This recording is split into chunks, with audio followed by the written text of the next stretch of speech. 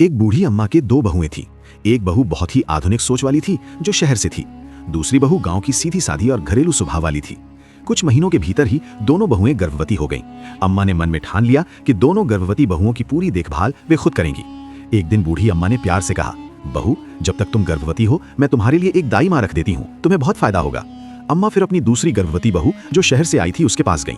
अम्मा ने कहा, बहू, ये दाई माँ है, अब कुछ दिन ये तुम दोनों गर्भवती बहुओं के साथ रहेंगी, देखभाल करेंगी। मॉडर्न गर्भवती बहू ने कहा, माँ जी, मैं ये सब नहीं करवाऊंगी, मैं तो विटामिन की गोलियां खा रही हूँ, डॉक्टर ने कहा है कि सब ठीक रहेगा। अम्मा चुप हो गई। अगले दिन अम्मा ने दोनों गर्भवती बहुओं को बुलाया और कहा, बेटा, अब से तुम दोनों गर्भवती बहुएं शाम को सैर पर जाया करो और थोड़ा बहुत घर का काम भी कर लिया करो, इससे बच्चा तंदुरुस्त रहेगा। मॉडर्न गर्भवती बहू बोली, माँ जी, टेंशन मत लो, मैंने योगा क्लास ज्वाइन कर ली है। कुछ दिन बाद अम्मा ने खुद अपने हाथों से गोंद के लड्डू बनाए और दोनों गर्भवती बहुओं को दिए।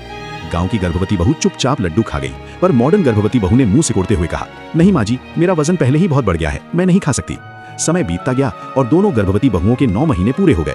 एक रात अचानक गांव वाली गर्भवती बहू को लेबर पेन हुआ। अम्मा ने पास की दाई माँ को बुलाया और घर पर ही उस गर्भवती बहू की डिलीवरी करवाई। एक स्वस्थ बच्चे का जन्म हुआ। कुछ दिन बाद मॉडर्न गर्भवती बहू को भी दर्द शुरू हुआ। उसने कहा, माँ जी, मुझे तुरंत हॉस्पिटल ले चलो। उसे ले जाया गया, जहाँ उसकी सर्जरी से डिलीवरी हुई। कहानी का निष्कर्ष, आधुनिकता जरूरी है, लेकिन बुजुर्गों की बातों को नजरअंदाज करना कभी कभी भारी पड़ सकता है। आपकी क्या राय है? बोलो राधे राधे।